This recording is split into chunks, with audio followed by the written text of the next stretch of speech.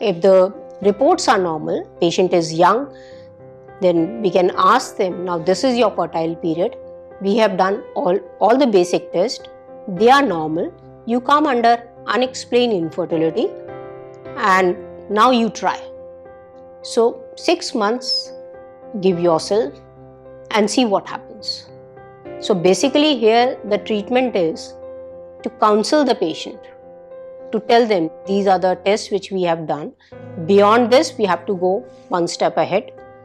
Now, because these are normal, basic lifestyle modification is important. Keep yourself stress-free, relax, regular exercise, healthy diet, and don't make this pregnancy as mechanical. Enjoy your fertile period, be together during your fertile period, and once they are not coming to the doctor or to the hospital for regular monitoring, then the stress factor also reduces.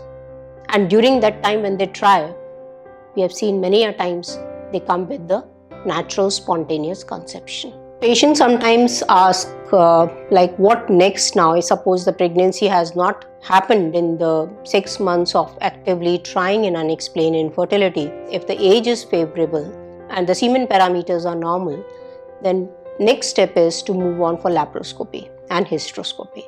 Now, laparoscopy is a telescopic view of inside the abdomen to see whether the tubes they are healthy or they are free or they are adherent to the neighboring structures, if there are any signs of any pelvic pathology or if there are any endometrial spots or the endometriotic features are there, then all those things needs to be corrected. Similarly, the hysteroscopy to view inside the uterus is everything is okay, and these two procedures can be combined together and can be carried out under general anesthesia. Now, if the laparoscopy findings are okay, the tubes are healthy, the tubes are patent, then the patient is asked to move on for IUI cycles. So IUI cycle is basically the intrauterine insemination, and it is a daycare procedure where the patient, they are given the stimulation drugs, they are the oral tablets from day 2 of the cycle for 5 days, and then they are called for ultrasound for the follicular monitoring to check whether they have formed the follicle of the right size or not.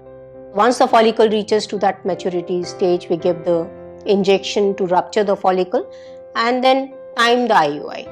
So the husband is asked to give the semen sample when we feel now the egg is ready to come out, and then the sample is prepared, it is processed.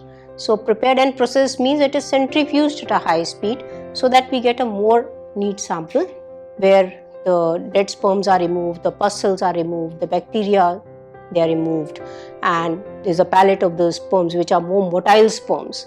So it's a clean sample of the good motility with the good motile sperms, and that is loaded in a very fine sterile cannula, and that cannula is placed inside the uterus and the sperms are injected. So basic idea is to improve the density of the motile sperms, and the sample is placed inside the uterus which is very close to the tubes.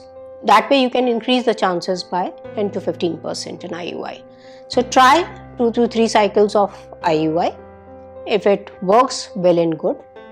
Otherwise, we then have to counsel the patient to move to another step, and that is IVF, where then again the stimulation drugs are given, the eggs are taken out of the body and they are fertilized outside the body with the sperm, and once the embryo is formed, they are transferred back to the uterus. So when we are doing this procedure of IVF in unexplained infertility, the many hidden factors they are taken care of. Like I told you, the eggs, we come to know how the quality of the egg is.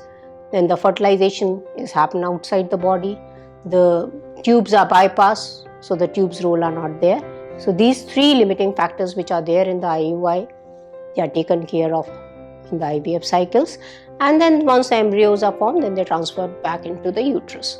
So that way we can increase the chances up to 50-55%.